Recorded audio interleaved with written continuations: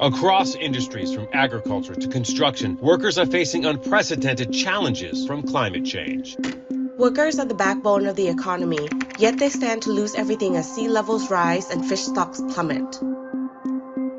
The soaring temperatures have led to a spike in heat-related illnesses. Extreme heat and weather conditions are not just environmental buzzwords, they are everyday realities for laborers. The future will be marked by uncertainty.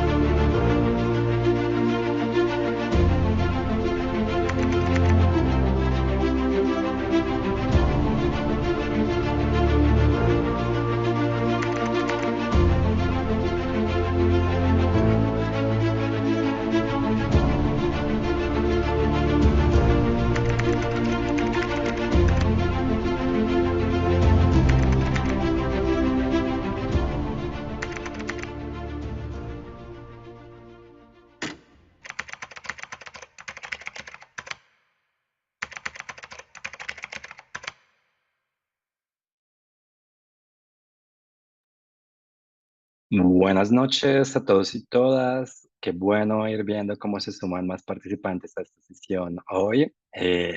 Estamos muy contentos de tenerles hoy en esta nueva sesión en la que queremos reflexionar sobre el vínculo entre clima y trabajo. Hoy tenemos unos invitados increíbles de lujo que nos van a permitir explorar esta conversación tan importante.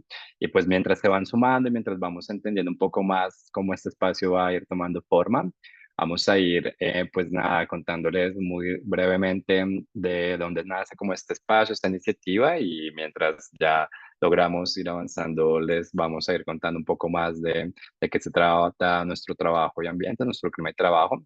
Me presento, yo soy Jonathan Rodríguez, yo trabajo como gerente de programas para el Pulitzer Center. Mi misión un poco es poder hacer que este periodismo que apoyamos desde el Pulitzer Center logre llegar hacia Latinoamérica y logre generar impacto y logre generar, cultivar nuevas audiencias y conectarnos con estos temas críticos para la humanidad como el que vamos a conversar hoy. Así que me da mucho gusto ver cómo se van sumando nuevas personas y les voy a compartir muy rápido un pequeño cuestionario de bienvenida, solo para seguir como eso, dando espacio para que las personas se vayan conectando y para saber de dónde se van conectando. Por aquí, pues chévere si nos ayudan con su botico diciéndonos de qué país se conectan. Y si en algún momento han explorado este tema sobre la relación entre clima y trabajo, saben algo hacia el tema, saben muy poco, quieren aprender mucho hoy, así que muy chévere ver cómo se suma gente desde Venezuela. Tenemos 6 personas, de Ecuador una, de Colombia tres. Ahí de a poco se va sumando también más gente de Argentina con 5 participaciones. Y bueno, vamos a dejar un minutico ahí abierto. Y muchas gracias a los que están empezando a comentar en el chat. La idea es que ustedes puedan también enviar, ya les dejé la opción para que los asistentes puedan enviar mensajes a todos y podamos también un poco en el chat interactuar. El primer mensaje de Pedro llegó solo a nosotros como los panelistas, pero ahora sí las personas pueden ir ahí al chat y dejarnos su mensaje y presentarse. Aquí voy a dejar mi mensajito y qué bueno entonces poder conocerles también a través del chat y entender un poco su interés sobre el tema. Pedro nos cuenta que trabaja en la Corporación Vía del Río y es parte pues de un programa radial. Ahí yo ya nos escribió también un mensaje a todos y muy bueno poder conocer bien cuál es su conexión, interés y relación con este tema tan importante como el clima y el trabajo. Así que nada, yo creo que vamos igual dando espacio ya que estamos más de 50 personas unidas a empezar formalmente nuestro webinario. Nuestro clima y trabajo básicamente es una iniciativa del Pulitzer Center que desde hace 2 años se está explorando a través del periodismo y involucrar a nuevas audiencias y comunidades como los riesgos laborales que el clima y el cambio climático cómo el cambio climático está exponiendo a riesgos laborales a trabajadores alrededor del mundo y cómo se conectan con problemas y desafíos relacionados con la salud e inclusive la pérdida de trabajos. Y a menudo nos hemos dado cuenta a través de esta iniciativa que es un tema que sigue siendo poco explorado por los medios, por la opinión pública. Es un tema que necesita adquirir cada vez más relevancia y empezar a involucrarse en las agendas de cambio climático, de negociaciones climáticas y de justicia climática. Hay pues trabajadores y compañías alrededor del mundo que están experimentando, como lo vamos a ver hoy, ya desafíos muy concretos y muy puntuales ante el aumento de las temperaturas. Tenemos hoy la historia muy poderosa desde Paraguay que nos va a mostrar en forma concreta cómo impacta la vida de las personas el aumento del calor y el riesgo que supone para la vida de las personas. Y lo que queremos con estos espacios es abrir unos diálogos, unas conversaciones para que podamos cada vez más múltiples actores involucrarnos en una conversación hacia futuro que nos permita entender cómo encarar estos desafíos y cómo darle pues, la oportunidad también a las comunidades, a los trabajadores y a las compañías para que haga una búsqueda común de soluciones a este desafío común que cada vez más vamos a enfrentar en los entornos laborales y en la forma en la que trabajamos. Al final del día todos vamos a estar impactados por el impacto del cambio climático en la forma en la que trabajamos y es muy importante que esta conversación siga teniendo relevancia y mucho más desde el sur global y mucho más desde las realidades de países como Paraguay o Argentina o las realidades que vamos a ver hoy desde Latinoamérica. Así que gracias por participar, qué bueno ver allí pues a personas como Sandra, que desde Chile como abogada nos acompaña, a Lía desde Ecuador, periodista, que buenísimo que se interesa en estos temas. Parte del trabajo de nuestro clima y ambiente es justamente apoyar a periodistas para que cubran cada vez más historias relacionadas con este tema. Así que pronto les vamos a compartir los links para que ustedes también exploren cómo aplicar a los fondos que tenemos para periodistas para que cubran más temas relacionados con clima y trabajo. Vamos también a compartirles historias y una página que hemos creado para que ustedes se involucren en la conversación y puedan entender cada vez más a profundidad esta problemática, este tema. Y pues nada, la verdad es que me da mucho gusto ya empezar a darle la bienvenida a nuestras panelistas y panelistas. Estamos aquí muy, muy contentos de tener este espacio con nuestra primera invitada que nos va a contar hoy desde el periodismo cómo estamos empezando a narrar y cubrir esta realidad de clima y trabajo. Y pues quiero darle la bienvenida a Yasmín, pues ella es directora del Surtidor y pues desde Paraguay está haciendo un trabajo increíble para narrar las realidades del cambio climático y en su trabajo van a ver este aporte muy valioso a cómo seguir entendiendo la relación entre clima y trabajo. Así que bienvenida Yasmín y gracias por acompañarnos esta noche. Hola Jonathan, hola a todos, todas, muchas gracias.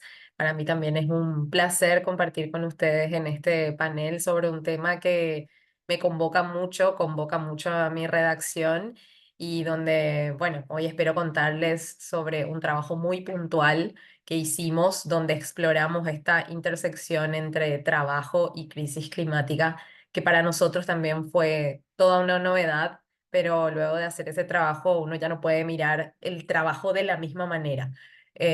Todo lo ve atravesado por el calentamiento global. Voy a compartir con ustedes una presentación para mostrarles un poco lo que hicimos. ¿Me avisan si se ve bien? Bien. Bueno, como les decía ya Jonathan, yo soy directora editorial de El Surtidor, que es un medio nativo digital de Paraguay. Estamos hace 8 años comunicando por sobre todo en las redes sociales. Nosotros tenemos como propósito hablarle a las audiencias más jóvenes. Nacimos con ese propósito, pero obviamente no nos limitamos a eso, pero ellos son como nuestro norte y nos interesa comunicar por sobre todo sobre la crisis climática. Otro fenómeno también que atraviesa a las nuevas generaciones es la desinformación y las desigualdades de género. Quiero destacar una cosa que es que en la cobertura de estos temas y en la búsqueda de rigor nos encontramos con la ciencia múltiples veces. Y podría decir que para nosotros es imposible pensar en hacer periodismo sin atender lo que dice la ciencia o a espaldas de ella.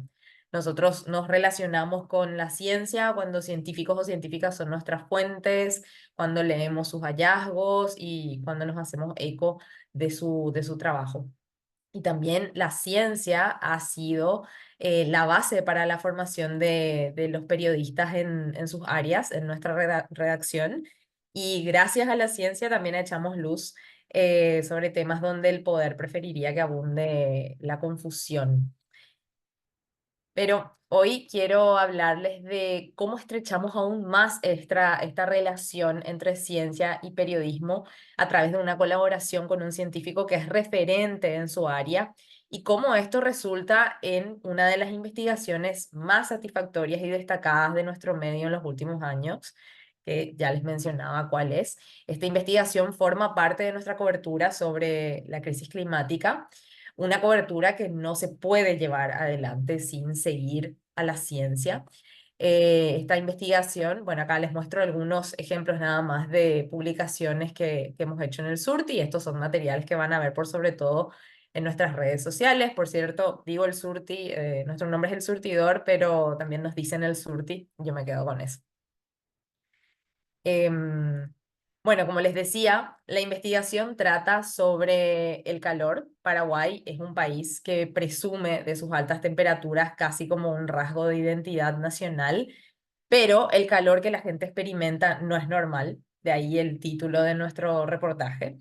Pero pocos lo relacionan con la crisis climática. O sea, cuando se piensa en el calor, de verdad se piensa como una cuestión predestinada en Paraguay. Es como siempre ha hecho calor, siempre sufrimos las altas temperaturas, es lo que es. Sin embargo, no es lo que es, por sobre todo el calor de las últimas décadas.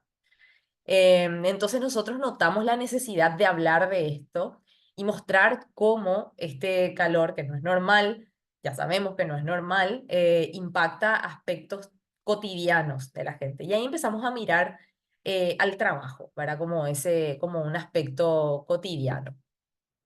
Entonces, decidimos examinar la situación de los repartidores o deliveries, le llamamos deliveries en Paraguay, por una instancia en particular que llamó nuestra atención. En el año 2022, ellos hicieron una campaña en redes sociales pidiendo agua durante una ola de calor. Era diciembre y vimos por redes sociales un mensaje del sindicato de trabajadores de plataformas pidiendo agua, con ese mensaje que ven en pantalla: invita agua a tu delivery. Entonces ahí nos preguntamos qué era lo que estaba pasando, ¿verdad? Nos llamó mucho la atención.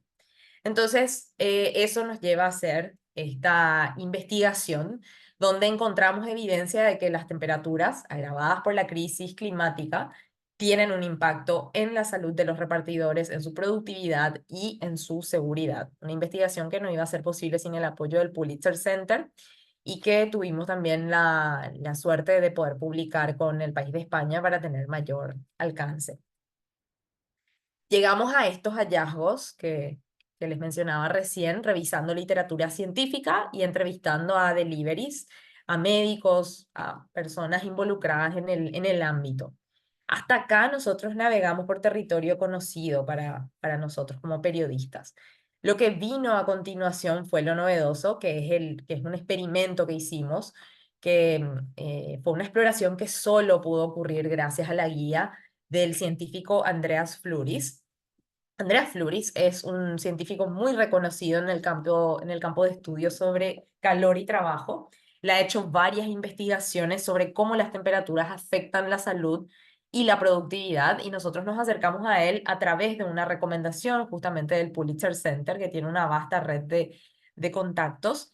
Y Fluris se mostró interesado en nuestro trabajo, en nuestra curiosidad sobre qué era lo que estaba pasando con los deliveries que hablaban de situaciones muy complejas en verano a la hora de hacer sus repartos, de hacer sus recorridos por la ciudad. Bien, entonces les cuento un poco cómo fue este experimento, que no hubiera sido posible sin la guía de este científico. El experimento consistió de dos fases. Primero, colocamos monitores de temperatura corporal central en el torso de los deliveries, porque queríamos ver si sufren estrés térmico por calor durante sus recorridos. El estrés térmico por calor es cuando el cuerpo pierde la capacidad de autorregular su temperatura por exceso de calor. Entonces, eso era lo que estábamos buscando. También recopilamos datos meteorológicos en los días que llevaron los monitores para medir el riesgo a la salud por calor. Todo esto a recomendación de Andreas Fluris, que nos indicó cómo nosotros como periodistas podíamos hacer un experimento que esté a nuestro alcance, que se hace también, entre los científicos también lo hacen, ciertamente tienen más tecnología, pero esto era algo que a él ya le parecía que podía arrojar hallazgos interesantes, hallazgos válidos. Bien, acá pueden ver algunas fotos de el momento en el que la redacción, los periodistas colocaban los medidores de temperatura central, los monitores a los deliveries. Em, ¿Y qué fue lo que encontramos? Encontramos que todos los repartidores aumentaron su temperatura central por encima de los 37 grados, lo cual indica riesgo por de estrés térmico. No, todavía no estrés térmico, pero sí riesgo. Un repartidor llegó a tener 37,6 grados de temperatura central, lo que según el doctor Fluris es hipotermia leve, que es una temperatura corporal anormalmente alta. Y este repartidor alcanzó esta temperatura cuando el índice de temperatura del bulbo húmedo mostró que era altamente y extremadamente arriesgado exponerse al calor. Fluris también nos enseñó a medir el índice de temperatura del bulbo húmedo, que para muchos científicos es el mejor predictor de riesgo a la salud por calor. Y nuestros cálculos nos mostraron que los repartidores se expusieron a un alto y extremo riesgo debido al calor, especialmente durante la siesta entre las 12 y las 4 de la tarde. Ese fue uno de los hallazgos, de hecho, más interesantes, un hallazgo que incluso es más interesante que lo que pudimos ver con los monitores, porque los monitores tienen un rango de error bastante amplio. Sin embargo, el cálculo que hicimos gracias a los datos del Servicio de Meteorología nos mostraron que, y de hecho, como les decía, ese es el cálculo que los científicos por lo general miran con más atención para decir si una persona se está exponiendo su salud a un riesgo alto o extremo por calor. El índice de temperatura del bulbo húmedo no estaba disponible, o sea, no, el Servicio de Meteorología en Paraguay no lo tenía, ese fue otro hallazgo. Cuando nosotros le pedimos esos datos, ese dato en particular, ese cálculo, nos dijeron de que ellos no hacían ese cálculo. Entonces nosotros tuvimos que hacer el cálculo a partir de la solicitud de otros datos meteorológicos, que luego nosotros aplicamos una fórmula, que Andreas Fluris nos indicó cuál era la fórmula a hacer, y así llegamos a conseguir este cálculo que es, como les decía, el que se mira con más atención para medir riesgo a la salud por calor. Bien. Bueno, esto ya les estaba mencionando. En la foto, en las imágenes pueden ver a una de las deliveries que fue voluntaria del experimento que hicimos. Todos los deliveries que participaron y lo hicieron de forma voluntaria y vinieron varios días a nuestra oficina para colocarse los monitores. Y algo que quiero destacar ahí es que lo hicieron porque ellos veían valor en conocer qué impacto tiene el calor en su salud, porque sus testimonios daban cuenta de eso. O sea, ellos nos contaban de episodios como desmayos, deshidratación, dolor de cabeza, mareos, todos síntomas que indican estrés térmico. Entonces querían ver también ellos si todos esos síntomas tenían un correlato en el experimento. Aquí está nada más un ejemplo de del cálculo que hicimos para llegar al índice de temperatura del bulbo húmedo. Esto es algo que se puede hacer. Si nosotros lo hicimos, otras redacciones, estudiantes pueden hacerlo también. Y es muy, muy valioso para también aplicar a otros contextos laborales. No tiene que ser solamente el de deliveries, obviamente. Esto se puede hacer con trabajadores de la construcción, con trabajadores del campo y así. Bien, y acá solo comparto unas imágenes de un encuentro que tuvimos para presentar los hallazgos de la investigación. Esto fue en nuestra redacción y convocamos a actores interesados en el tema, desde los deliveries que fueron parte de la investigación hasta diputados y senadores que trabajan en el área de salud y trabajo. eh, Todos vinieron muy interesados a escuchar los hallazgos y tuvimos una conversación de 2 horas sobre la investigación y, por sobre todo, qué políticas públicas, qué medidas se pueden implementar para evitar el impacto y, por sobre todo, empezar a prevenir y empezar a adaptar nuestra forma de trabajar y nuestras ciudades a este fenómeno que no se va a ir, de la crisis climática, ¿no? Bien, quiero dejar unos comentarios sobre las claves del éxito de esta colaboración que a nosotros nos dio la pauta, la colaboración con el científico nos dio la pauta, nos hizo entender con rigor la intersección que hay entre calor y trabajo, ¿verdad? Y cómo el trabajo está tan atravesado por las altas temperaturas. Clave para esta colaboración fue la cobertura especializada, la preparación, la formación de nuestros periodistas en áreas específicas facilitó esa colaboración con las ciencias porque es muy diferente un periodista generalista a uno que dedica todo su tiempo a indagar sobre un fenómeno en particular. También la disponibilidad de recursos fue clave para producir y es clave para proyectos ambiciosos como este, ¿verdad? Fue clave tener los recursos para comprar los monitores, también para darnos el tiempo de hacer la investigación y hacerla durante los días que necesitábamos llevar a cabo los experimentos, el experimento, porque ocurrió varias veces que tuvimos que descartar días de experimento porque llovía. O sea, podía estar tipo 2 horas caluroso y luego empezaba a llover y bueno, todo eso echaba por tierra lo que habíamos hecho. También los deliveries tenían trabajo, tenían compromisos y nos decían, sí, vamos a estar ahí a las 9 de la mañana y llegaban a las 3 de la tarde. Entonces también pasaban ese tipo de cosas, pero contamos con los recursos para poder darnos el tiempo, a lo que escasean las redacciones. Fue clave también la predisposición del científico, la predisposición de Andrea Fluris. Resulta un poco obvio decirlo, pero lo recalco porque sin la generosidad y sin la dedicación de tiempo y atención de Fluris, nosotros no hubiéramos podido hacer este experimento.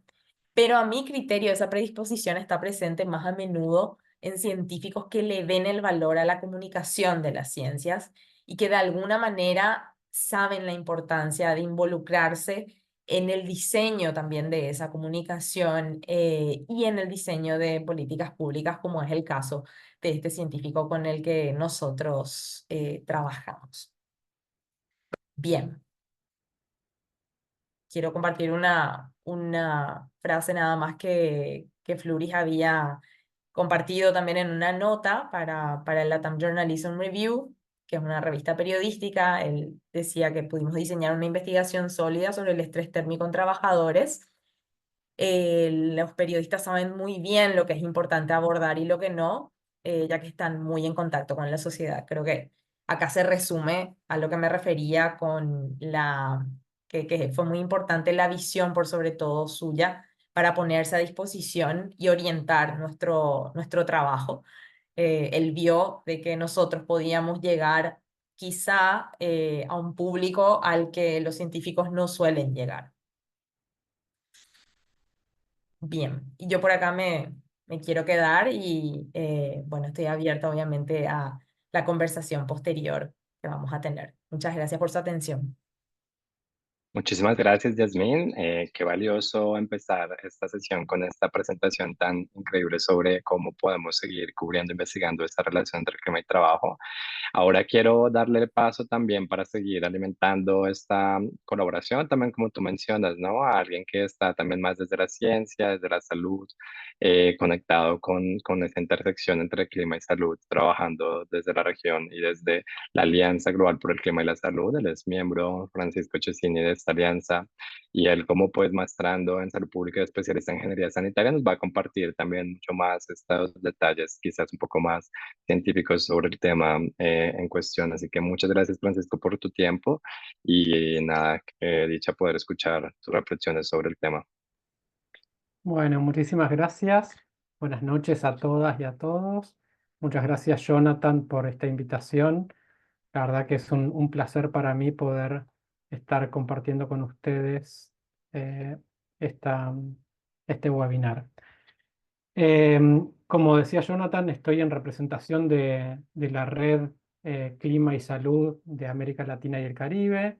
Es una red que es convocada por la Alianza Global por el Clima y la Salud, que incluye a organizaciones de profesionales de la salud y de estudiantes de la salud, centros de investigación en clima y salud, y también organizaciones de la sociedad civil que trabajan en minimizar los impactos sanitarios del cambio climático. Actualmente, esta red está integrada por más de 30 organizaciones de la región.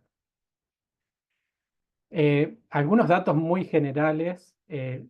Cuando hablamos de cambio climático, hablamos de un aumento de la temperatura media del planeta, que desde la era preindustrial ya hemos superado el grado de incremento del promedio de las temperaturas medidas en distintas partes de nuestro planeta, en tierra y océano. Y esto puede parecer insignificante en términos de el aumento de 1 grado. En términos humanos podríamos decir, bueno, ¿qué me cambia ese incremento de 1 grado? Lo que ocurre es que el desplazamiento de esas medias lo que genera es aumento de eventos de temperaturas extremadamente cálidas, como pueden ver en ese gráfico de esa campana de Gauss que está a la derecha. Y tomando datos del IPCC, que es el panel de expertos en cambio climático a nivel internacional, desde la década de 1950, las olas de calor se han hecho más frecuentes e intensas en todo el planeta, y también estos eventos han provocado mortalidad y morbilidad, o sea, enfermedad en humanos en todas las regiones. Si nos venimos un poco a nuestra región, en la población sudamericana, ¿cómo somos y de qué morimos? ¿Sí? Suena un poco duro, pero acá podemos ver una pirámide poblacional de la población de Sudamérica para el año 2022, y lo que podemos ver es que aproximadamente 7 de cada 10 personas en la región tienen entre 15 y 64 años, y seguramente son la población objetivo de este webinar, la población económicamente activa, si pensamos en trabajadores y trabajadoras formales.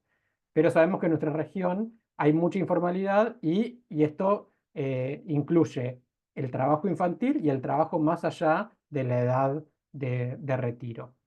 ¿Y por qué planteo de qué morimos? Lo que ven en este cuadradito de la derecha es la distribución de las causas de defunción para esta región en 3 grandes grupos. Todo lo que ven pintado en distintas gamas de celestes son las enfermedades no transmisibles, como las enfermedades cardiovasculares, respiratorias, la diabetes y el cáncer. Lo que ven en distintas gamas de rojo son las enfermedades transmisibles, donde podemos incluir las diarreas, el dengue, las distintas enfermedades causadas por microorganismos, y lo que se ve en verde son las lesiones, las intoxicaciones y demás. Claramente en nuestra región la principal causa de defunción son las enfermedades no transmisibles, que anualmente se cobran 2,2 millones de defunciones prematuras en personas entre 30 y 69 años. O sea, son el 40% de las muertes totales ocurridas durante un año en nuestra región son debidas a enfermedades no transmisibles. Y decía que en nuestra región, otra de las características de esta región tan desigual es la informalidad en el trabajo, que en promedio representa el 50% del trabajo, pero que podemos ver que, por ejemplo, en el ámbito rural, los porcentajes ascienden en mayor medida y se incrementan un poquito más para las mujeres que para los hombres. Entonces ahí se van sumando las vulnerabilidades, ¿sí? Pensemos en la mujer trabajadora rural de América Latina y del Caribe, que se encuentra vulnerados sus derechos en múltiples aspectos. En términos sanitarios, que haya un trabajo informal se traduce en inadecuadas condiciones de ambiente y de trabajo, porque no hay un vínculo contractual entre una patronal y el trabajador que pueda garantizar esas condiciones a partir de un Estado presente que garantice esas condiciones. Más adelante Juan seguramente ahondará en esto. Y por otro lado, menor cobertura del sistema de salud de las y los trabajadores y de sus familias, porque en muchos de los países de nuestra región el acceso a la cobertura de salud, al seguro de salud, viene a través de las relaciones contractuales del trabajo. Les traigo aquí algunos hallazgos de un informe de un trabajo colaborativo que se llama Lancet Countdown en salud y cambio climático, en este caso para Latinoamérica, del cual formo parte, donde podemos ver que la mortalidad relacionada con el calor desde el 2000 al 2022 se ha incrementado un 140% en la región y que, aunque hay fluctuaciones interanuales, la tendencia es creciente en la mayoría de los países, particularmente en Argentina, Bolivia, México, Paraguay y Uruguay. Y por otro lado, otros hallazgos de este informe es que el calor ha producido pérdida de capacidad laboral y esto se traduce en pérdidas de ingresos, que para la región, para el año 2022 fue de 1,34% del Producto Bruto Interno y que se estima en 1,78 mil millones de dólares. Los principales sectores que se ven afectados por el calor y en la pérdida de productividad son la agricultura, la construcción y las actividades manufactureras.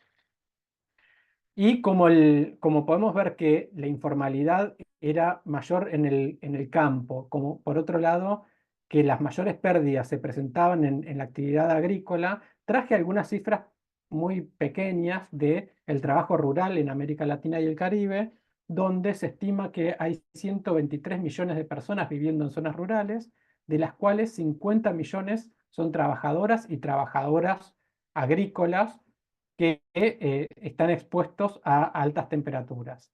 Y otra característica de esta población rural son los niveles de pobreza que rondan el 45% y de pobreza extrema del orden del 21% y que son entre 2 y 3 veces los niveles de las zonas urbanas. Entonces, ahí tenemos una sinergia de vulnerabilidades entre la vulnerabilidad socioeconómica, la vulnerabilidad de género, la vulnerabilidad de la informalidad en el trabajo. Y particularmente les traigo algunos hallazgos de una enfermedad que se llama la enfermedad renal crónica no tradicional, que fue descrita por primera vez en el año 2000 en Centroamérica, donde se estima que en 10 años ocurrieron 20.000 trabajadores fallecidos por esta causa, y se le llama no tradicional, ¿por qué? Porque en general la enfermedad crónica renal está asociada a factores de riesgo como la diabetes, la hipertensión, la obesidad, y se da en personas mayores. Y aquí empezaron a encontrar que los casos se daban de una nefropatía terminal, o sea, una complicación de los riñones que llevaba incluso a la falla renal, en población sin factores de riesgo, que eran principalmente hombres, jóvenes y trabajadores de la agricultura. Entonces se empezó a sospechar sobre distintos factores relacionados con el trabajo laboral, con el trabajo, perdón, rural, como la exposición a plaguicidas, a metales pesados o al calor extremo, y los hallazgos se han orientado hacia el calor extremo. Y para cerrar estos 10 minutos muy breves de primer pantallazo, les traigo algunos datos importantes de, por ejemplo, la medición de la temperatura de globo bulbo húmedo en campos de Nicaragua, donde la zafra de la caña es de exposición a altas temperaturas, y cómo en base a la medición de las condiciones ambientales, las recomendaciones que se han adoptado en ese país han sido de fragmentar la jornada de trabajo y por cada hora que se trabaja, en primer lugar, iniciar la jornada de trabajo de manera más temprana. Y por otro lado, por cada hora que se trabaja, establecer pausas que van de 15 a 30 minutos y esas pausas tienen que proveer sombra, descanso e hidratación. Con estas tres medidas se ha logrado reducir la afectación renal de los trabajadores de la caña de azúcar en Centroamérica. Esto es un primer pantallazo como para disparar el intercambio y les dejo aquí una pequeña viñeta de Mafalda que sigue siendo muy actual. Esto de pensar si el calor es responsabilidad del gobierno o no, y quizás, bueno, en la década del 60 claramente el calor no era responsabilidad de los gobiernos. Hoy a esto lo podemos poner en discusión. Muchísimas gracias. Buenísimo, Francisco, qué gran cierre. Es culpa del verano, culpa del gobierno. Qué gran caricatura allí. Y pues creo que es una reflexión muy profunda, ¿no? Entender realmente esas implicaciones con tu mirada más amplia, desde el trabajo rural hasta la informalidad y cómo pensarnos también desde estas múltiples realidades de Latinoamérica, esta interconexión. Muy valiosa la presentación y ahora pues seguimos también con una mirada muy importante que es la mirada de Esbetumira, que desde la Organización Internacional del Trabajo y ella también pues como especialista en seguridad y seguridad en el trabajo nos va a traer también este referente de cómo seguir abordando esta realidad en Latinoamérica y pues nada, muchísimas gracias también Esbetumira y pues todo tuyo para compartirnos esas reflexiones sobre el tema. Buenas tardes, buenas noches a todos. Muchísimas gracias por la invitación y enhorabuena al Pulitzer Center, ¿no? por organizar este intercambio. La verdad es que el periodismo, los medios tienen un rol importantísimo, ¿no? Un papel importantísimo para sensibilizar sobre estos asuntos y es de muchísimo agrado ver que hay tanto interés, ¿no? Me ha parecido muy bonito, muy interesante, muy útil la investigación periodística que ha hecho Jazmín con su equipo. Y bueno, yo os voy a hablar de cómo el cambio climático afecta a la seguridad y salud de los trabajadores y en muchos aspectos voy a tocar o voy a reafirmar, digamos, las cuestiones de las que nos ha hablado tanto Jazmín como Francisco, ¿no? Con permiso voy a compartir pantalla. Tengo una pequeña presentación, o quizás no tan pequeña, pero voy a tratar de ser lo más breve y rápida posible. Vamos a ver, no, un segundito, un segundito, un segundito. Acá, vale.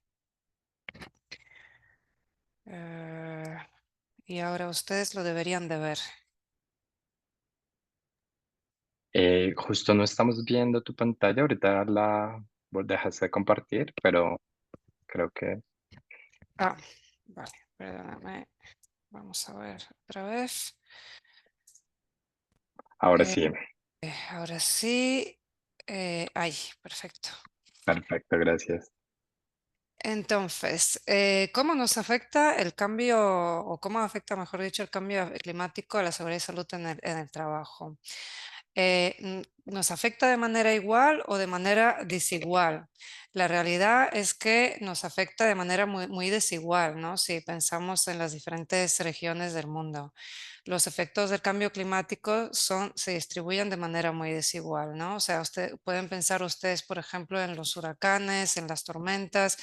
Hay zonas como Centroamérica, como el Caribe, ¿no? Que tienen una actividad mucho más grande que otras partes del mundo, ¿no? Y no solo, si piensan en la radiación, pues también hay países que están mucho más expuestos, como puede ser Perú, Chile, nuestra región. En cuanto al calor también, la temperatura, por ejemplo, en Europa ha alcanzado hasta los 48 o incluso más grados centígrados, ¿no? O grados Celsius. ¿Quién es el que está más expuesto? El que está más expuesto son los trabajadores. ¿Por qué? Por una simple razón, y es que los trabajadores están expuestos de una manera mucho más prolongada, ¿no? El cambio climático evidentemente nos afecta a todos, afecta al medio ambiente, nosotros formamos parte del medio ambiente y afecta a las personas. Sin embargo, es cierto que el efecto que va a tener un efecto mucho mayor sobre los trabajadores por esa prolongada exposición que se va a dar en los trabajadores. Pues si lo pensamos, es de las cosas a las que más tiempo dedicamos, ¿no? Junto a dormir, ¿no? ¿Cómo afecta el cambio climático al trabajo? Lo que hace el cambio climático es exacerbar, es incrementar a ciertos riesgos laborales. Y con ello aumenta la probabilidad de que se desarrollen, de que se generen ciertas enfermedades.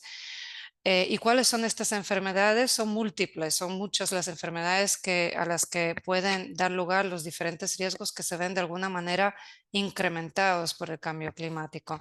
Cáncer, o mejor dicho, cánceres, porque son muchos tipos de cánceres, enfermedades cardiovasculares, afecciones respiratorias, problemas de visión y de salud mental, etcétera, etcétera. ¿Y qué trabajadores están los más expuestos o son los más vulnerables? O mejor dicho, ¿son todos los trabajadores igualmente expuestos? Pues no, precisamente porque hay trabajadores que se encuentran más expuestos y que son más vulnerables, ya sea por sus características fisiológicas o ya sea por la situación en la que laboran, ¿no? O el contexto, ¿no? Socioeconómico en el que se encuentran. Entonces, los que están más expuestos son los trabajadores al aire libre, en sectores que son físicamente muy exigentes, como la agricultura, la construcción, la silvicultura. Además, son los trabajadores de servicios de urgencias, el sector de la salud, los servicios públicos de protección civil, como por ejemplo los bomberos. Los bomberos tienen un riesgo de desarrollar enfermedades respiratorias que es mucho mayor a la población general, ¿no? Como les decía, hay ciertos trabajadores que son más vulnerables por su fisiología, o como pueden ser los niños, pues bueno, porque no están todavía en desarrollo, tienen un sistema inmunológico no tan desarrollado como un adulto. Los adultos mayores, normalmente porque ya se da una confluencia, una acumulación de patologías. Lo mismo sucede con personas que ya están enfermas, ¿no? Entonces, esa condición también los hace más susceptibles, más vulnerables, o personas con discapacidad, mujeres embarazadas por el riesgo al feto, a lo que voy a revenir en unos minutos.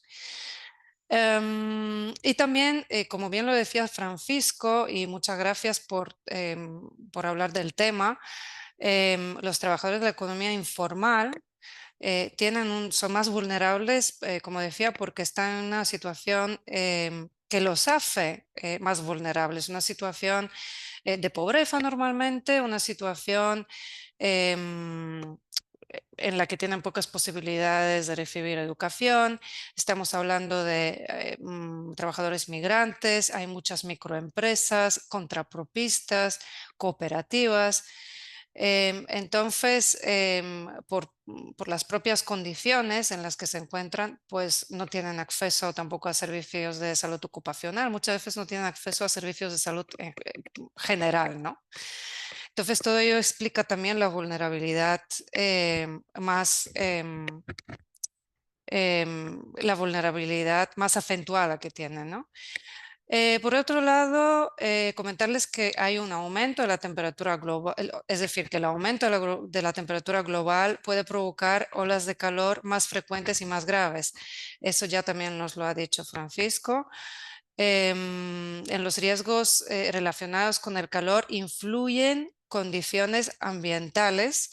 A eso ha aludido Jazmín, explicando muy bien cómo han hecho su estudio. Es decir, la humedad juega un factor, la radiación solar también, el esfuerzo físico es importante cuando hablamos de estrés térmico por calor, y la ropa que llevamos también influye. Los trabajos de alto riesgo son aquellos que se realizan al aire libre, que son físicamente exigentes, y bueno, también se puede dar en trabajadores de interior cuando esos lugares de trabajo son calurosos o contaminados y no hay un buen sistema de ventilación. Los principales efectos para la salud de la calor son muchísimos, ¿no? O sea, ahí tienen toda una lista, algunos términos quizás un poco más técnicos.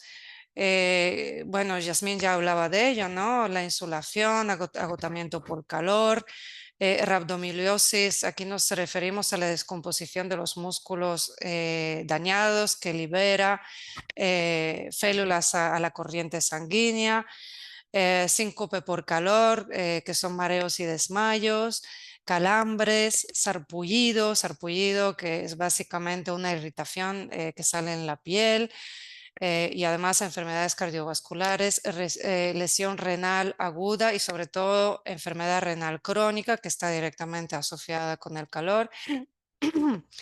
Y además el calor puede conllevar a un aumento de las lesiones, ¿no? De los accidentes, las lesiones físicas y afecciones mentales. Las repercusiones financieras también son importantes. Como ven, ahí está anotado, se podrían ahorrar hasta 361 billones, ¿no?, de dólares americanos si es que se implementaran las medidas necesarias. ¿Qué sabemos sobre el estrés térmico? ¿Qué es el estrés térmico por calor en primer lugar? El estrés térmico por calor no es simplemente la temperatura ambiental, como lo ha explicado muy bien Jazmín, sino que es una confluencia de cosas, ¿no? Es el estrés excesivo, las condiciones ambientales, el aislamiento térmico, que es básicamente la ropa, también va a influir en la determinación o en la generación de ese estrés térmico por calor. Y además el calor metabólico, que es la actividad que se produce por la actividad física. ¿Cuál es el efecto del incremento de la temperatura corporal? Bueno, 37 grados, 36,5, 37 es la temperatura corporal normal. Ahora bien, 38 ya estamos hablando de un deterioro de las funciones físicas y cognitivas, y a 40 grados tenemos un riesgo muy elevado, muy importante y muy grave de daños a órganos, pérdida de conciencia e incluso la muerte. ¿Hay diferencias entre hombres y mujeres? Pues sí, hay una diferencia importante entre hombres y mujeres. Las mujeres tienen un mayor porcentaje de grasa corporal, tienen una aptitud aeróbica inferior a la de los hombres, lo que aumenta el riesgo de tener una temperatura corporal mayor durante el trabajo físico en condiciones de calor. Eso por un lado. Por otro lado, las mujeres tienden a sudar menos que los hombres, lo que hace también que tengan una capacidad menor de refrigeración, básicamente, de eliminar el calor corporal, lo que también aumenta evidentemente el riesgo de tener una mayor temperatura corporal. Las mujeres embarazadas, además, que trabajan en condiciones de estrés térmico, tienen el doble de riesgo de aborto espontáneo y de sufrir problemas durante el embarazo y el parto. Ahora bien, comentarles que no estamos hablando solo de los efectos del calor o los efectos más directos del calor excesivo, sino que el calor excesivo también tiene efectos cumulativos junto a otros, riesgos, ¿no? Entonces, se produce realmente podríamos decir un cóctel de riesgos, dado que se da esa confluencia, ¿no? Ese efecto acumulativo entre ellos. Lo voy a explicar muy brevemente. Por ejemplo, los fenómenos meteorológicos extremos, hemos dicho que el calor excesivo ha conllevado un aumento de la frecuencia, la duración y la intensidad de estos fenómenos. El calor excesivo lo que hace, o el calor lo que hace es que aumente la contaminación del aire. El calentamiento global ha permitido que haya más vectores y por tanto hay más enfermedades, ha subido de manera significativa el número de enfermedades transmitidas por vectores. El calor lo que hace es que primero, debido al calor tenemos menos tierra cultivable, tenemos más plagas, tenemos plagas que se vuelven resistentes, etcétera, etcétera. Entonces, con ello se hace necesario aumentar la utilización de plaguicidas. ¿Qué es lo que ocurre? Que cuando hay calor, o sea, por un lado tenemos más químicos y por otro lado cuando hay calor esos químicos se evaporan con más facilidad. Y al mismo tiempo, la persona, sobre todo si estamos, o el trabajador, sobre todo si está realizando una tarea físicamente intensa, va a aumentar su respiración, ¿no? Entonces, entre que hay más químicos en el ambiente, entre que respiramos con más frecuencia, con más profundidad, pues vamos a tener una absorción mucho más importante de los químicos. Y por último, como hemos visto también, la radiación juega un rol en el cálculo del estrés térmico por calor o en la medición del mismo. Bueno, quería darles algunos datos regionales. Como ven ahí en la pantalla, hay un aumento de las temperaturas de más de medio grado, de hecho, en las últimas 3 décadas. Esto son datos que provienen de la Organización Mundial de la Meteorología. Hay anomalías en las precipitaciones con una variación de hasta el 60%. Por otro lado, en cuanto a la calor, lo que sabemos es que las Américas registran la mayor proporción de lesiones profesionales atribuibles al calor excesivo después de África, como pueden ver en la imagen, que representan 6.7, casi un 7% de todas las lesiones ocupacionales. En las Américas también presentan el mayor aumento de la proporción de lesiones profesionales relacionadas con el calor desde el año 2000, que ha aumentado en un 33%. En cuanto a la enfermedad renal crónica de origen no tradicional, ha habido estudios que apuntan a 20.000 personas muertas a causa de esta enfermedad en tan solo una década, en Centroamérica. En cuanto al dengue, como ven allí, el dengue, según los datos de la OPS, la Organización Panamericana de la Salud, ha aumentado de manera significativa. Ha pasado de 1,5 millones en la década de los 80 a 16 millones en la década pasada. Es decir, en 30 años o así estamos hablando de un aumento que ha aumentado unas 10 veces, ¿no? Además, el 2023 ha sido el año de mayor registro de casos de dengue que se ha registrado aquí en la región. Por otro lado, el tema de radiación. El tema de radiación también es muy importante y les quería aquí mostrar una comparativa de cómo está la radiación ahora mismo en Perú, en este mes, y cómo está la radiación en Europa, ¿no? Pueden ver que ahora, aunque estemos en invierno por aquí, por estas tierras, seguimos teniendo una radiación que llega disculpen, hasta 14, ¿no? En el índice de radiación ultravioleta solar, lo cual corresponde a una radiación extremadamente alta, ¿no? Lo ven ahí en violeta, ven cómo se calcula el índice de radiación ultravioleta solar. En España, que es pleno verano, los máximos están en un 9, que sigue siendo alto, pero que para nada es tan alto de lo que vemos por aquí en estas tierras, ¿no? Y además, de forma muy relacionada, pues ahí tienen un poco la situación también de cáncer de piel no melanoma de origen ocupacional, ¿no? que se registra en la región. Ahí vemos un poco la prevalencia y qué países sufren más o tienen más casos registrados de este tipo de enfermedad.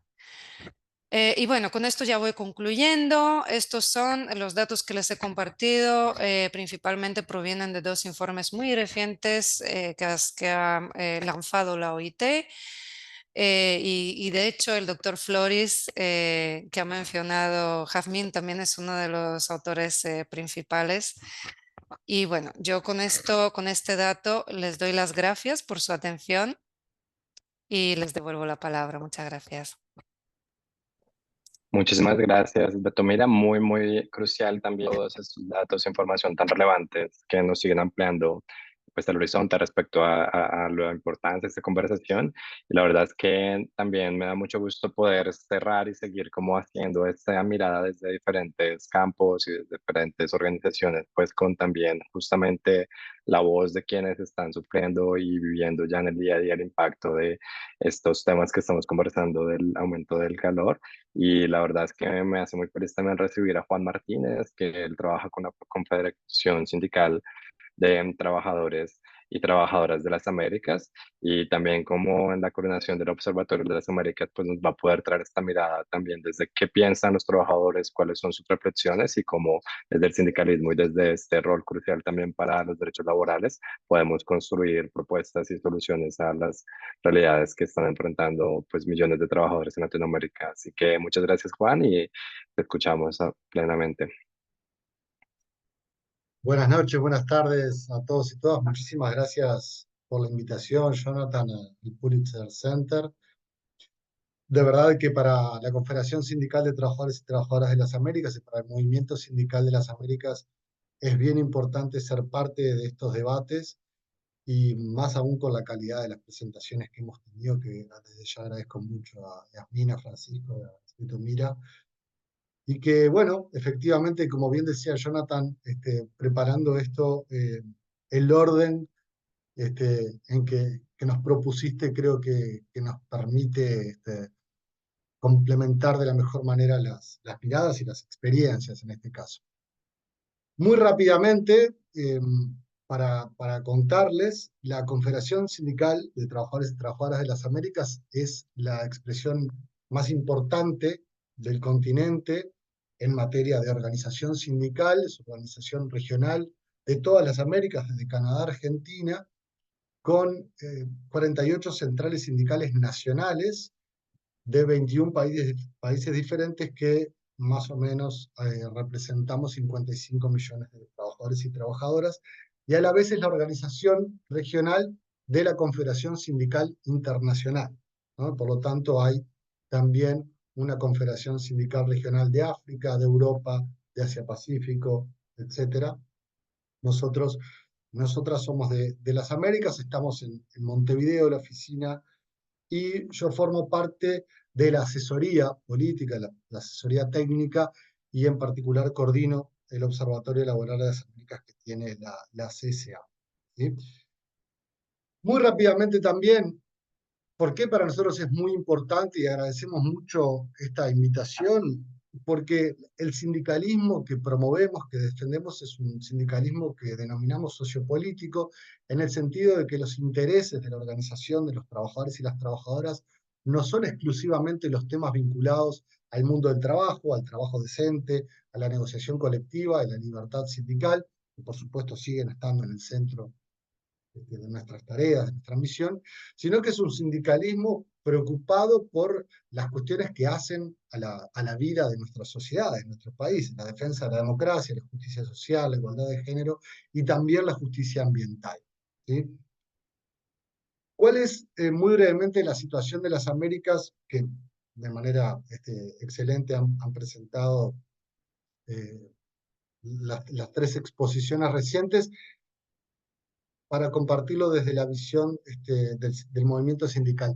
Bueno, en primer lugar, que esta situación de la crisis climática, de la crisis ambiental, se inserta en un conjunto de crisis, ¿no? Que tienen que ver con crisis de nuestras democracias, con el avance de la extrema derecha, que tiene un componente fuerte asociado al conservadurismo moral de negación del cambio climático, muy anticiencia, lo vimos mucho en la pandemia, y es bien importante lo que mencionaba Yasmín al principio, como principio del trabajo periodístico asociado justamente a la alianza con las instituciones científicas, y una situación en la región en que las características en que se organiza el sistema, la producción a nivel mundial, global, dominado por grandes empresas transnacionales, debilitan mucho la capacidad de nuestros países y mucho más aún de los actores sociales que somos parte, o sea, la capacidad de los gobiernos, de los estados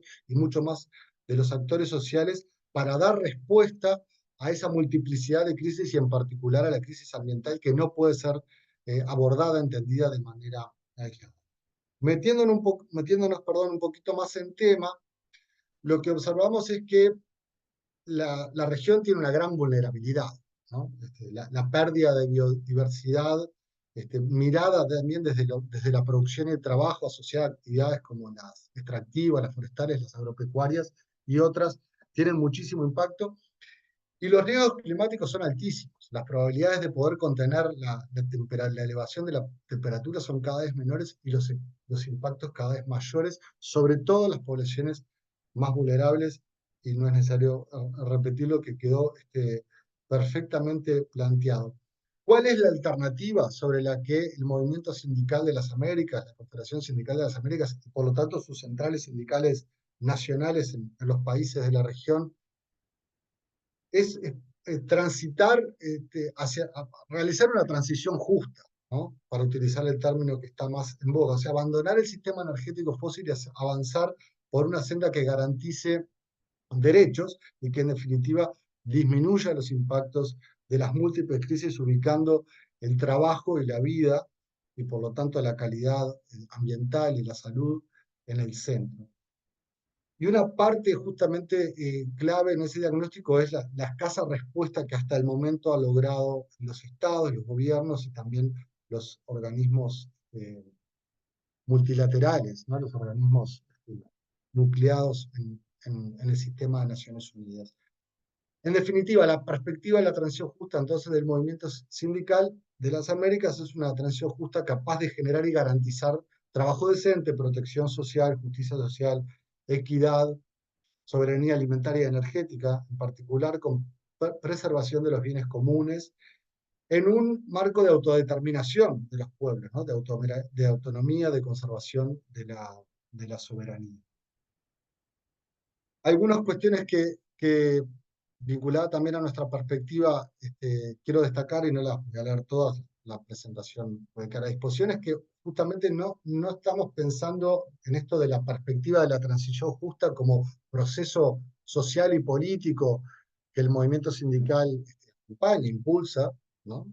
A otros montones de organizaciones y movimientos sociales, en particular movimientos ambientales, es que no es una transición solo en el sentido más estricto hacia una economía con bajas emisiones de carbono, sino a una economía justamente más sostenible de la perspectiva medioambiental, social, económica y de la vida, en definitiva, ¿no?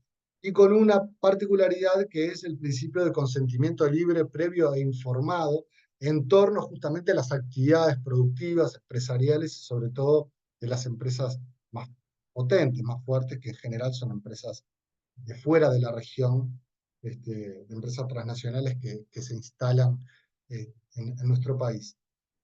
Entonces, avanzando un poquito para no reiterar algunas de los elementos que ya se plantearon, pero sí para poder enfatizar en el rol del movimiento sindical, destacar en definitiva que la propuesta, la perspectiva de la transición justa o del enfrentamiento de la crisis climática, de la promoción del trabajo por la justicia ambiental, para el movimiento sindical tiene mucho que ver con el establecimiento de mecanismos de diálogo social, de participación social.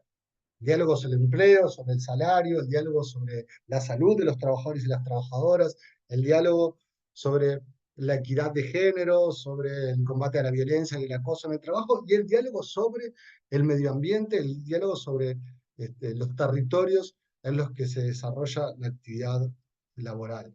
Entonces, ubicar la prioridad ambiental en un conjunto de prioridades, visto de la forma que mencionaba anteriormente, del enfrentamiento de múltiples crisis entre las que está claramente la ambiental y que no es para nada menor. Y ahora sí, metiéndonos un poco más en qué hacemos, qué trabaja la Confederación Sindical. Como organización regional y que por lo tanto contempla una importante diversidad de realidades y de perfiles de organizaciones, ¿no? De centrales sindicales nacionales. Y esto, permítanme que lo destaque particularmente porque es una novedad en términos históricos, y eso no es menor, ¿no? El sindicalismo, algunas décadas atrás, estaba dividido en distintas corrientes. A partir de 2006-2008, el movimiento sindical logra una unidad a nivel global y por eso existe hoy una Confederación Sindical Internacional que está basada en Bruselas y una Confederación Sindical de las Américas basada en Montevideo y que incorpora a toda la región. Entonces nuestro trabajo tiene mucho que ver con la producción de información, de análisis, de debate, de intercambio, de formulación política, para que la agenda del movimiento sindical en su diversidad incorpore algunos temas.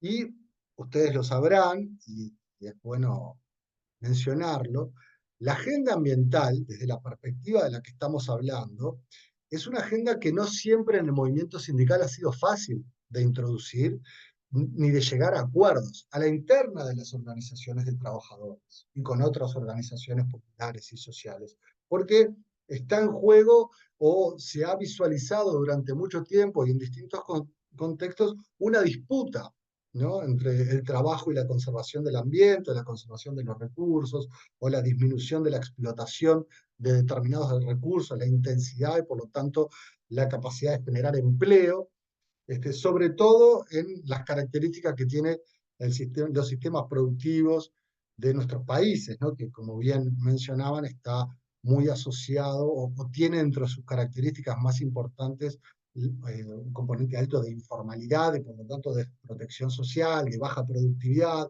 de baja incorporación de tecnología e innovación, y de un montón de perjuicios, ¿no?, esa sinergia negativa, ¿no?, que tienen estos factores y que hacen que sea difícil salir de esa trampa, ¿no?, en términos económicos, laborales, pero también sociales. Entonces, la plataforma de desarrollo de las Américas es la formulación estratégica más amplia que tiene 5 dimensiones: política, económica, social, laboral y ambiental, y eso coloca desde el 2020 una clara prioridad. En el Congreso del 2021 esto se ratifica en términos políticos internos que no vienen ahora de caso, que por supuesto si son de interés con mucho gusto comparto, pero que son muy significativos porque es el mecanismo democrático que las organizaciones de trabajadores, las organizaciones sindicales, tenemos para construir nuestro posicionamiento común en esa diversidad y por lo tanto para establecer cuáles son las prioridades y las líneas de acción. Entonces, desde esa formulación política como propuesta de desarrollo alternativo, ¿no?, y en particular en materia ambiental a lo que sucede hoy, en el marco de un congreso regional, ¿no?, de todas las Américas, que ratifica esa prioridad, se establecen 3 hojas de ruta que básicamente es un trabajo interno que se resume en el fortalecimiento y transformación sindical, y lo menciono y lo destaco porque parte de esa transformación sindical que proponemos y sobre la cual estamos trabajando implica justamente incorporar agendas que no son las tradicionales, ni las más aceptadas, ni donde hay más acuerdo, como es justamente el enfrentamiento a la crisis ambiental en algunas industrias en particular, ¿no? Hablar con los trabajadores agropecuarios, rurales, con los trabajadores de la forestación, con los trabajadores y las trabajadoras de la construcción, del transporte, cuáles son las medidas que hay que tomar para disminuir el impacto ambiental, pero que a la vez justamente, como bien decía usted, Tomira y Francisco, son para la protección del trabajo, ¿no? Efectivamente está primero la protección de la vida de las personas que formamos parte de estas sociedades y por lo tanto de la clase trabajadora, que como bien decía Retomira, son quienes están, la que está más expuesta a los riesgos del cambio climático, a la crisis climática y del calentamiento. Entonces, establecimos allí una hoja de ruta. Después, el trabajo sindical tiene mucho que ver sí con abordar el mundo del trabajo, ¿no?, o con utilizar las herramientas del mundo del trabajo. Entonces, se despliega desde allí la incorporación de elementos asociados al combate ambiental, a la protección de la salud de los trabajadores ante los efectos de la crisis ambiental, en aquellos espacios donde tenemos mayor incidencia, que son la normativa laboral internacional en la OIT, que vale la pena mencionarlo, destacarlo, es la única organización de las Naciones Unidas que es tripartita, constitutivamente, o sea, los trabajadores y trabajadoras organizados somos mandantes de la OIT junto a los gobiernos y las organizaciones empresariales, empleadores, por supuesto, y por lo tanto, la OIT, así como los espacios a nivel nacional tripartitos de construcción de normativas y de política pública, son un espacio privilegiado. Colocar la agenda ambiental, las respuestas y la protección de la vida y del trabajo en esta perspectiva de enfrentamiento de la crisis climática y de derechos humanos es una línea clara que trabajamos y que tiene distintas expresiones. Solo para dar un ejemplo, hoy es una realidad en Colombia y en Brasil y otra en Argentina, claramente, ¿no?, o en Ecuador, o en Costa Rica, ¿no?, porque los gobiernos tienen diferente predisposición y promueven distintos instrumentos para el diálogo social efectivo y la construcción participativa con los actores sociales y con los actores del mundo del trabajo. En cualquier caso, nuestro trabajo regional es contribuir, fomentar y contribuir con contenidos específicos, concretos, esos espacios de diálogo social, en el mejor de los casos, pero también cuando está debilitado. Un paréntesis para la presentación: aquí en cada una de estas imágenes están los enlaces a los documentos, si les interesa. La mayoría están en español, portugués e inglés, no todos, ¿sí? Entonces, los lineamientos para, los lineamientos para un código de trabajo, que es un documento efectivamente importante para nosotros. Lo que importa acá es destacar que la dimensión ambiental es una de aquellas líneas de trabajo a incluir en estos espacios donde los sindicatos tenemos mayor incidencia, y en particular dentro del mundo del trabajo. Y después, muy resumidamente, el trabajo también tiene algunos anclajes que son importantes. Uno es con las juventudes. En nuestro caso, con las juventudes trabajadoras, con las juventudes sindicalizadas. Hay un comité de la Juventud Trabajadora de las Américas, de la CSA, nuestro comité de la juventud. Allí tiene una agenda muy importante. Aquí también está el enlace específico al comité de la juventud. Hay mucho trabajo en materia ambiental, hay mucha heterogeneidad también, pero hay un rol bien interesante que están jugando los compañeros y las compañeras más jóvenes dentro de nuestras organizaciones, entre otras cosas también para modificar visiones un poco conservadoras, un poco desactualizadas del sindicalismo, ¿no?, interno nuestro, del mundo del trabajo, respecto de lo que hay que hacer o cómo enfrentarlo, de la gravedad incluso, y de los impactos desiguales que tiene el mundo del trabajo. Lo mismo con el Comité de la Mujer Trabajadora de las Américas, por lo que muy bien explicaban Yasmín, Francisco y Metomira.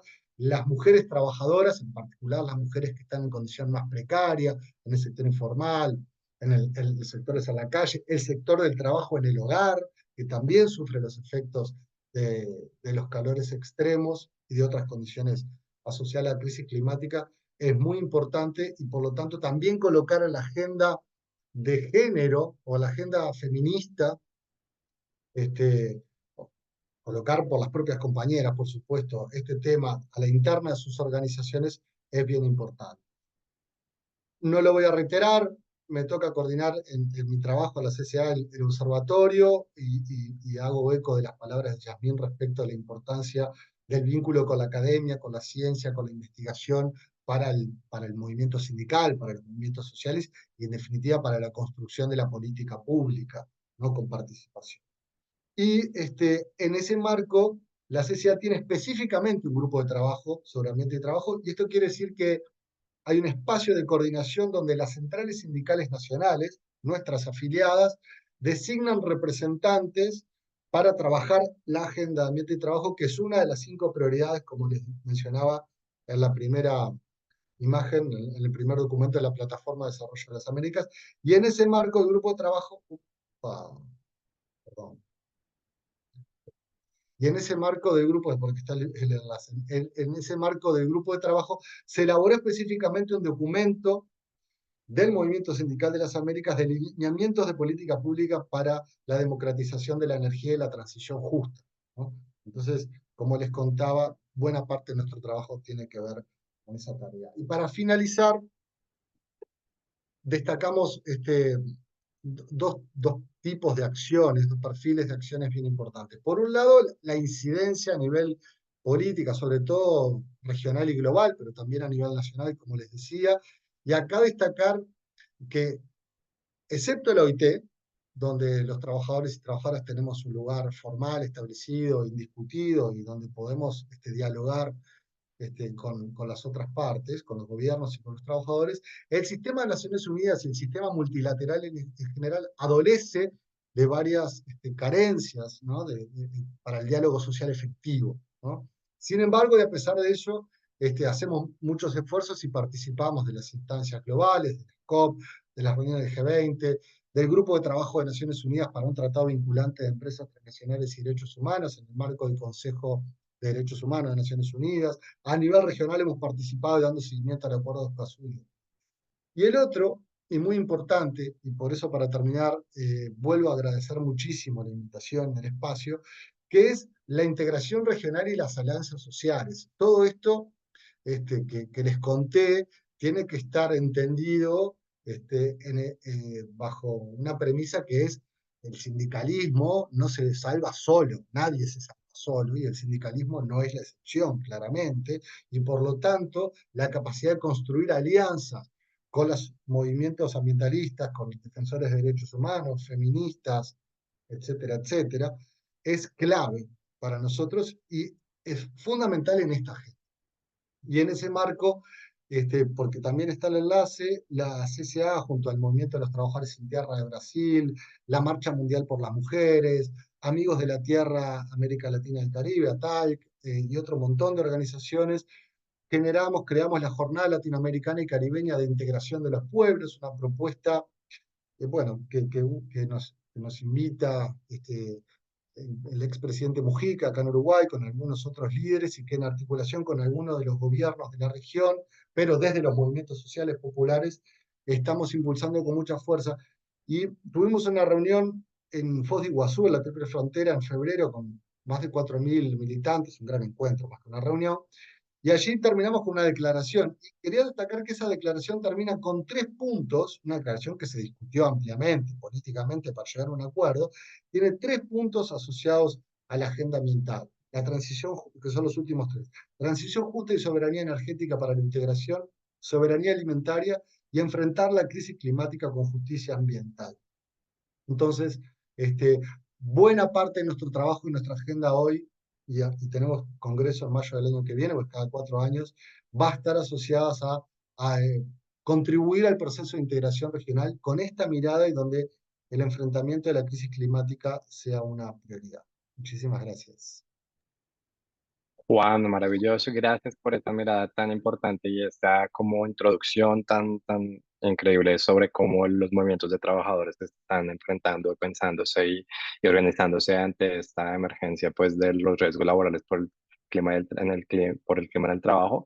Y nada, ya porque el tiempo apremia muchísimo y nuestro reto es cerrar en 15 minutos, quiero pues muy rápido hacer una pequeña cuña, muy rápido para que sepan que también desde el Centro Pulitzer estamos empujando a que vayan más allá del periodismo, y quería contarles que hay un concurso de cartas que estamos organizando hasta octubre 31, en el cual queremos recibir cartas inspiradas en reportajes que también tienen una categoría contemplada de clima y trabajo, y en las cuales queremos que jóvenes de la región puedan escribir cartas inspirados en reportajes sobre clima y trabajo y puedan ganar, pues tenemos premios muy chéveres para que puedan realmente inspirarse. Entonces, ya les vamos a compartir el link de este concurso. También estamos invitando a organizaciones para que puedan promover talleres y desarrollar con jóvenes esta metodología para que se involucren en escribir una carta y ejerzan su acción cívica en temas relacionados con clima y trabajo. Así que nada, esta es la pequeña cuña para ya dar espacio a las preguntas y respuestas. Tenemos un tiempo muy limitado para las respuestas y las preguntas, así que voy a empezar muy rápido con Yasmín y ojalá podamos en no más de 3 minutos responder cada pregunta para que quizás tengamos espacios del público, que ahí vimos comentarios muy chéveres, muy poderosos, que igual por texto podemos seguir respondiendo. Carol tiene ahí una solución muy interesante, Erika desde Bolivia, teníamos también un comentario desde México de muy importante sobre choferes, bomberos que no tienen recursos ni siquiera hidratación, así que hay cosas muy chéveres en el chat para que en estos 10 minutos también podamos hacer seguimiento ahí a temas. Y Yasmín, bueno, quería entonces preguntarte para cerrar, pues, ¿cómo crees que podemos seguir cubriendo y empujando estas narrativas, estos reportajes y estos temas de la interconexión entre clima y trabajo? ¿Y qué se te ocurre que podemos seguir haciendo para que el periodismo siga siendo relevante en esta intersección? Bueno, hablo desde mi lugar como editora y encargada de un equipo de reporteros y reporteras. Para mí, la clave siempre es la de dar tiempo a los periodistas para capacitarse, para formarse. Es fundamental. La crisis climática es un fenómeno demasiado complejo y a nosotros nosotros iniciamos nuestra cobertura hace 5 años, nosotros tenemos 8 años y nosotros cubríamos crisis climática, pero realmente empezamos cubriendo crisis climática, pero no le llamábamos crisis climática. Eso lo fuimos aprendiendo con el tiempo. Luego tomamos la decisión de convertir, o sea, de tomar el fenómeno para mirar todo lo que cubrimos, como algo transversal. Pero eso entendimos de que lo íbamos a poder hacer bien solo con formación. Y para eso asignamos periodistas dedicados exclusivamente a esa cobertura, quienes se han vuelto hoy especialistas.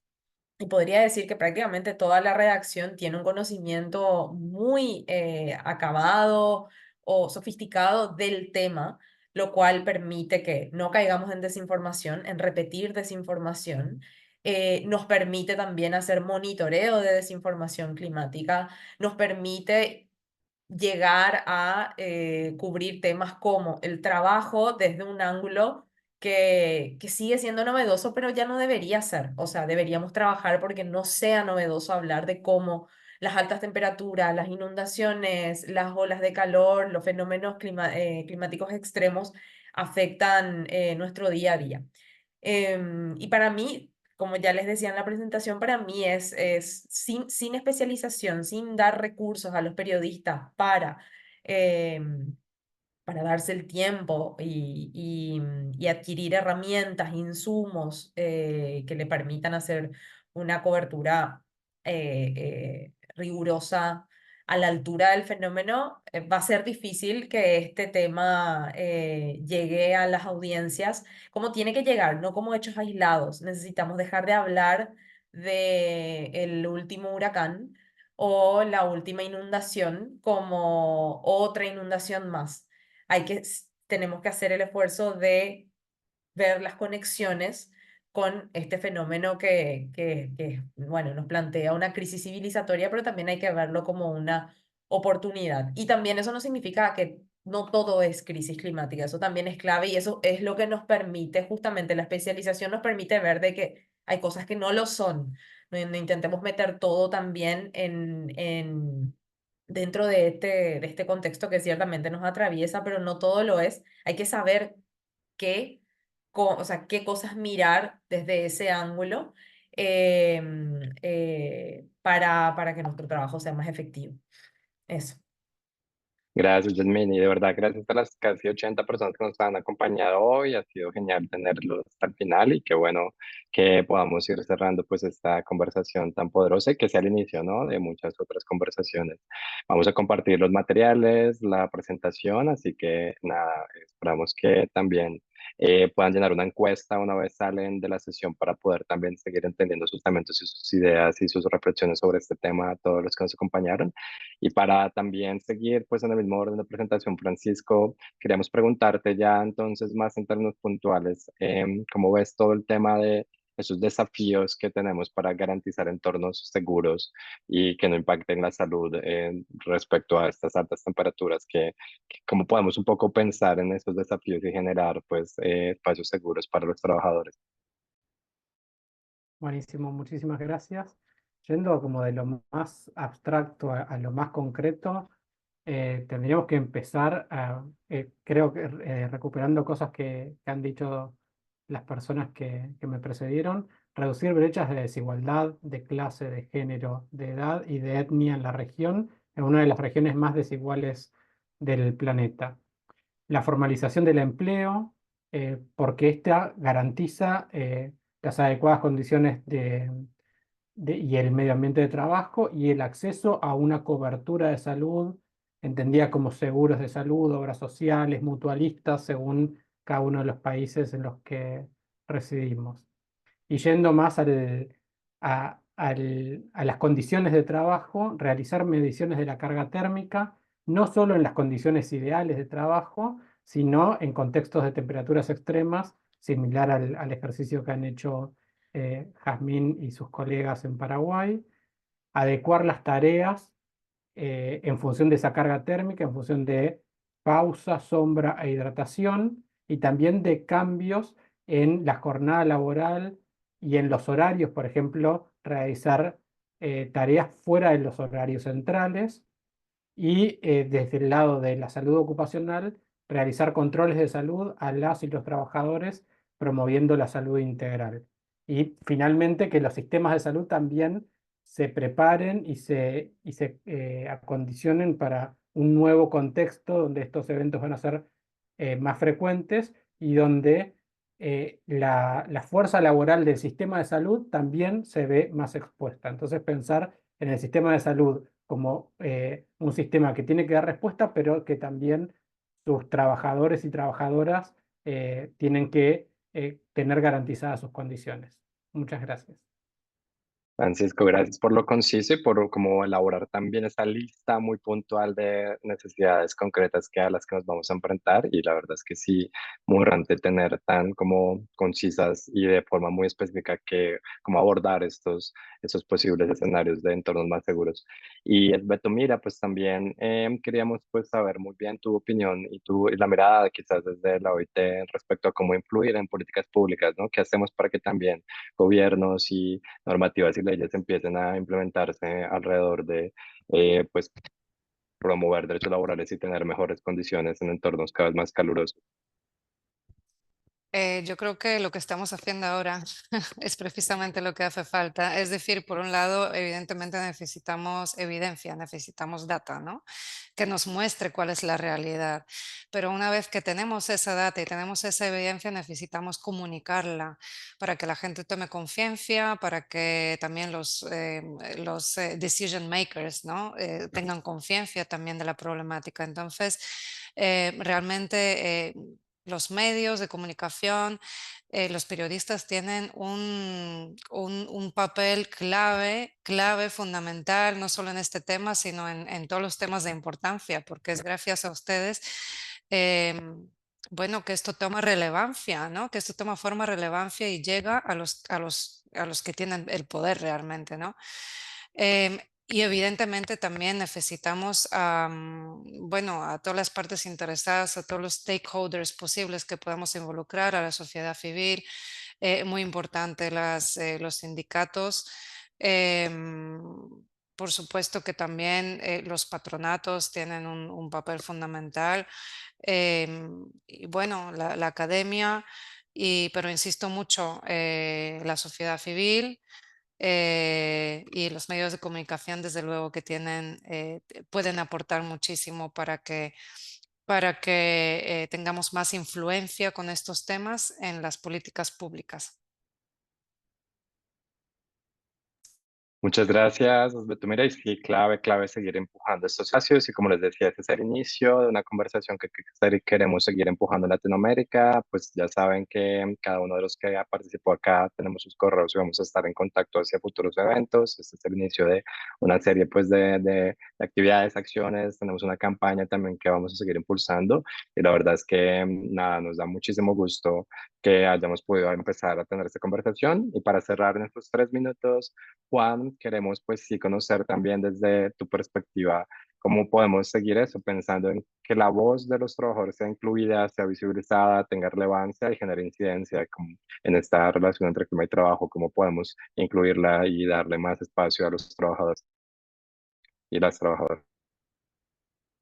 Y comparto con respecto, mira, creo que es esta la estrategia, ¿no? El diálogo social con los distintos actores involucrados en el tema. En el caso de los sindicatos, hay espacios propios que están resumidos en la negociación colectiva, que son muy importantes y que los esfuerzos que también desde otros lados nos permitan que la agenda ambiental forme parte de esa discusión laboral, sociopolítica, es una contribución muy importante. Sin lugar a duda, el periodismo que ustedes promueven y que se ha visto reflejado aquí tiene un rol trascendental, ¿no?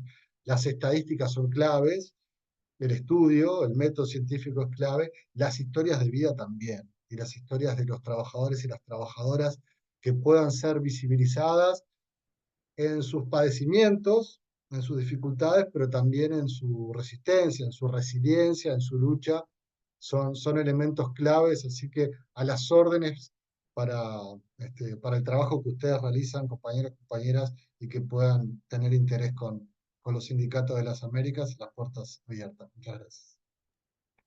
Muchas gracias, Juan, y nos encantaría, por supuesto, ir como a cada uno de sus comentarios y de sus reflexiones que dejaron en el chat, pero bueno, el tiempo apremia y la verdad es que esta introducción fue maravillosa para seguir abriendo la conversación.